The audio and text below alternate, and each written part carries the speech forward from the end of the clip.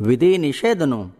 સ્વામિનારાયણ હરે સંવત 1876 મહાસુદી છઠને દિવસ શ્રીજી મહારાજ શ્રી ગઢડા મધ્યે દાદા ખાચરના દરબારમાં શ્રી વાસુદેવ નારાયણના મંદિર આગળ લીમડાના વૃક્ષની હેઠે ઓટા માથે ઢોલિયા ઉપર આથમણે મુખારવિંદે વિરાજમાન હતા અને માથે ધોળી પાગ બાંધી હતી ને ધોળી ચાદર ઓઢી હતી ને ધોળો ખેસ પહેર્યો હતો ને બે કાનને ઉપર પીળા પુષ્પના ગુચ્છ વિરાજમાન હતા અને પોતાના મુખારવિંદની આગળ મુનિ તથા દેશ દેશના હરિભક્તની સભા ભરાઈને બેઠી હતી. અને તે સભાને વિશે કોઈક વેદાંતી બ્રાહ્મણો પણ આવીને બેઠા હતા. તેને જોઈને શ્રીજી મહારાજ બોલ્યા છે, વેદાંત શાસ્ત્રને જે ભણે છે તથા સાંભળે છે તે એમ કહે છે જે વિધિ નિષેધ તો મિથ્યા છે અને વિધિ નિષેધ કરીને પમાય એવા જે સ્વર્ગ ને નરક તે પણ મિથ્યા છે અને તેને પામનારો જે શિષ્ય તે પણ મિથ્યા છે અને ગુરુ પણ મિથ્યા છે અને એક બ્રહ્મ જ સભર ભર્યો છે તે સત્ય છે. એવી રીતે જે કહે છે તે શું સમજીને કહેતા હશે?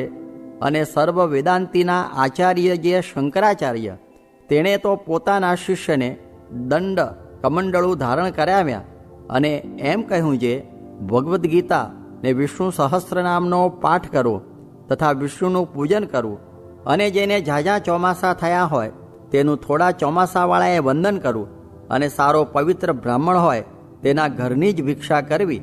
એવી રીતે જે વિધિ નિષેધનું પ્રતિપાદન કર્યું તે શું એને યથાર્થ જ્ઞાન નહીં હોય? અને જે હમણાંના જ્ઞાની થયા તેમણે વિધિ નિષેધને ખોટા કરી નાખ્યા તે શું શંકરાચાર્ય કરતાં એ મોટા થયા?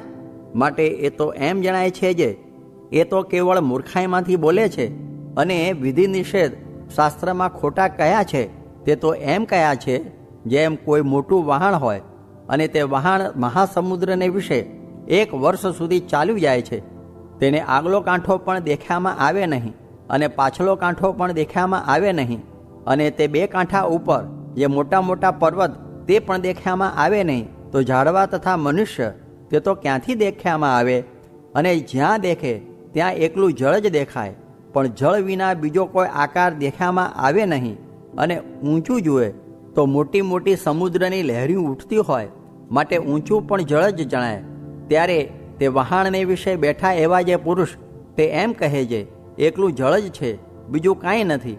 એ દૃષ્ટાંતનો સિદ્ધાંત એ છે જેને બ્રહ્મ સ્વરૂપને વિશે નિર્વિકલ્પ સ્થિતિ થઈ હોય તે એમ બોલે છે એક બ્રહ્મ જ છે અને તે વિના બીજું જે જીવ ઈશ્વર અને માયા એ આદિક સર્વે તે મિથ્યા છે. અને તેના વચન શાસ્ત્રમાં લખાણા હોય તેને સાંભળીને પોતાને તો એવી સ્થિતિ ન થઈ હોય તો પણ વિધિ નિષેધને ખોટા કહે છે અને સ્ત્રીની શુશ્રૂષા કરે ને છોકરાની શુશ્રૂષા કરે અને જેટલો સંસારનો વ્યવહાર હોય તે સર્વેને તો સાચો જાણીને સાવધાન થઈને કરે છે અને શાસ્ત્રે પ્રતિપાદન કર્યા એવા જે વિધિ નિષેધ તેને ખોટા કહે છે. એવા જે આ જગતને વિશે જ્ઞાનના કથનારા છે તેને તો મહા અધમ જાણવા ને નાસ્તિક જાણવા. અને શંકરાચાર્ય તો જીવના હૈયામાં નાસ્તિકપણું આવી જાય તેની બીકે કરીને ભજ ગોવિંદમ ગોવિંદમ ભજ મૂઢ મતે એ આદિ ગણાક વિષ્ણુના સ્તોત્ર કર્યા છે તથા શિવજી તથા ગણપતિ તથા સૂર્ય એ આદિ જે ગણાક દેવતા તેના સ્તોત્ર કર્યા છે જેને સાંભળીને સર્વે દેવતા સત્ય ભાસે એવો આશય જાણીને શંકરાચાર્ય સર્વે દેવતાના સ્તોત્ર કર્યા છે. અને આજના જે જ્ઞાની થયા તે તો સર્વેને ખોટા કરી નાખે છે અને વળી એમ કહે છે જે જ્ઞાની તો ગમે તેવું પાપ કરે તો પણ કાંઈ અડતું નથી તે મૂર્ખપણામાંથી કહે છે. અને જેટલા ત્યાગી પરમહંસ થયા તે સર્વેને વિશે જડ ભરત શ્રેષ્ઠ છે અને જેટલા પુરાણ માત્ર તથા વેદાંતના ગ્રંથ તે સર્વેને વિશે જડ ભરતની વાર્તા લખાણી છે. એવા મોટા જે જડ ભરત તે પૂર્વજન્મમાં ઋષભદેવ ભગવાનના પુત્ર હતા અને રાજ્યનો ત્યાગ કરીને વનમાં ગયા હતા. તેને દયાએ કરીને પણ જો મૃગને સંગાથે પ્રીતિ થઈ તો તેનો દોષ લાગ્યો ને પોતાને મૃગનો જન્મ લેવો પડ્યો અને મૃગના સરખા 4 પગ ને ટૂંકી પૂંછડી ને માથે નાની સિંગડીઓ એવો આકાર પોતાને પ્રાપ્ત થયો. અને પરમાત્મા જે શ્રી કૃષ્ણ ભગવાન તેની સંગાથે વ્રજની ગોપીઓએ કામબુદ્ધિએ કરીને પ્રીતિ કરી તો પણ સર્વે ભગવાનની માયાને તરી ગયો ને પોતે ગુણાતીત થઈને નિર્ગુણ એવું જે ભગવાનનું અક્ષરધામ તેને પામ્યો. તેનું કારણ એ છે જે શ્રી કૃષ્ણ ભગવાન પોતે સાક્ષાત પુરુષોત્તમ ગુણાતીત દિવ્ય મૂર્તિ હતા. તો તે સંગાથે ગોપીઓએ જાણે અજાણે પ્રીતિ કરી તો પણ તે ગોપીઓ ગુણાતીત થયો. અને ભરતજીએ દયાએ કરીને મૃગલામાં પ્રીતિ કરી તો પોતે મૃગલું થયા. માટે ગમે તેવા મોટા હોય તેનું પણ કુસંગે કરીને તો ભૂંડું જ થાય છે. અને ગમે તેવો પાપી જીવ હોય ને તે જો સત્ય સ્વરૂપ એવા જે ભગવાન તેનો પ્રસંગ કરે તો પરમ પવિત્ર થઈને અભય પદને પામે. અને જો શ્રી કૃષ્ણ ભગવાન પોતે ગુણાતીત ન હોત તો એના ભક્ત જે ગોપીઓ તે ગુણાતીતપણાને ન પામત. અને જો ગુણાતીત પદને પામ્યો તો શ્રી કૃષ્ણ ભગવાન ગુણાતીત કૈવલ્ય દિવ્ય મૂર્તિ જ છે. અને વેદાંતી કહે છે જે સર્વત્ર બ્રહ્મ સભર ભર્યો છે. ત્યારે જેમ ગોપીઓએ શ્રી કૃષ્ણ ભગવાનને વિશે પ્રીતિ કરી તેમજ સર્વે સ્ત્રીઓ પોતપોતાના ધણીને વિશે પ્રીતિ કરે છે તથા સર્વે પુરુષ પોતાની સ્ત્રીઓને વિશે પ્રીતિ કરે છે તો પણ તેમને ગોપીઓના જેવી પ્રાપ્તિ થતી નથી. તેમને તો ઘોર નરકની પ્રાપ્તિ થાય છે. માટે જે વિધિ નિષેધ છે તે સાચા છે પણ ખોટા નથી. અને જે એ વિધિ નિષેધને ખોટા કરે છે તે તો નારકી થાય છે.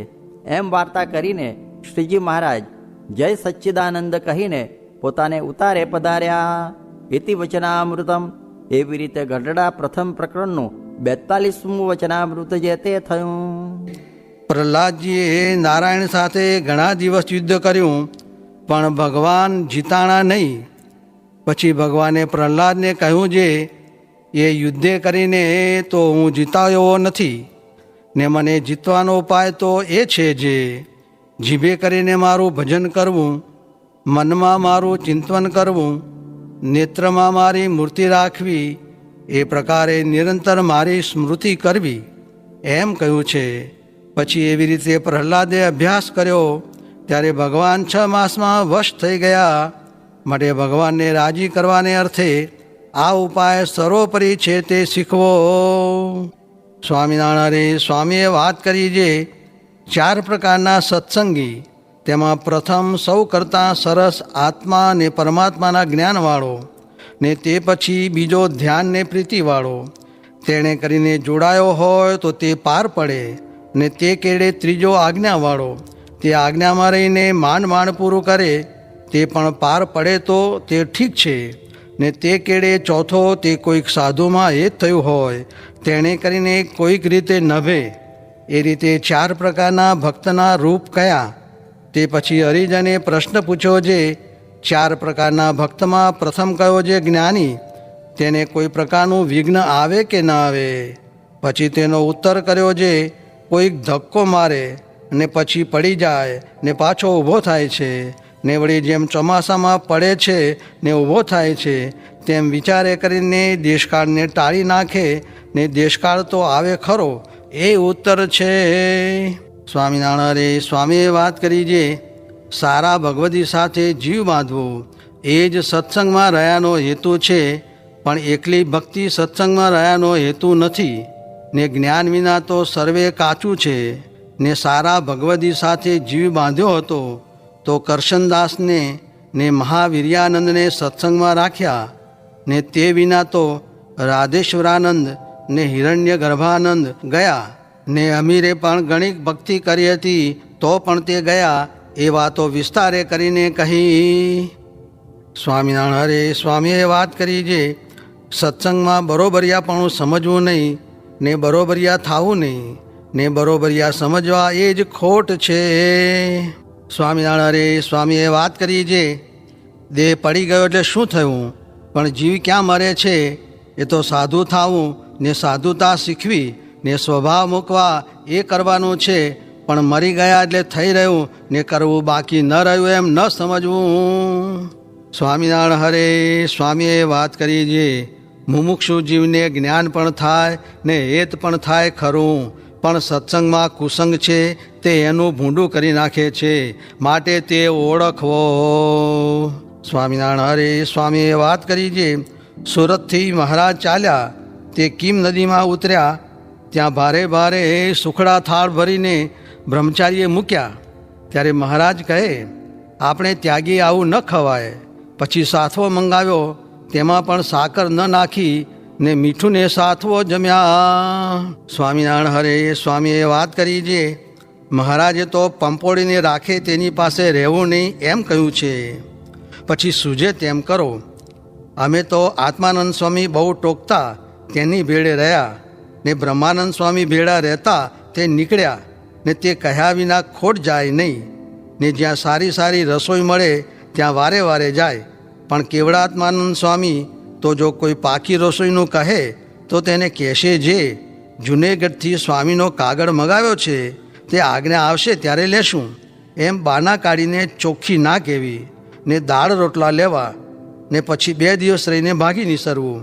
પણ ગળ્યા, ચીકણા, ચોપડ્યા, વઘાર્યા, ધુઘાર્યા તે ખૂબ તળુસીને સૂતા. તેણે કરીને વધશે કામ અને ક્રોધ.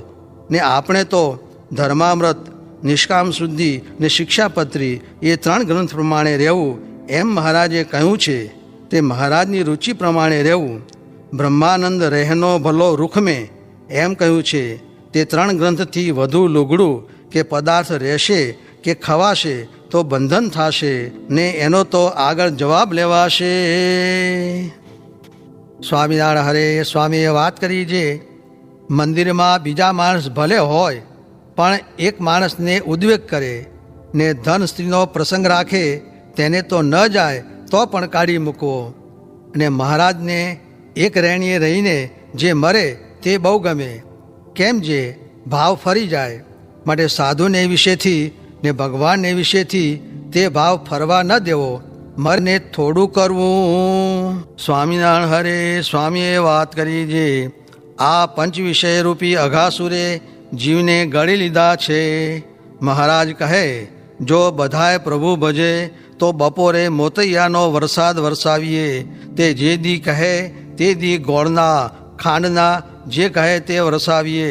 પણ જીવ માળા લઈ બેસી શકે નહીં.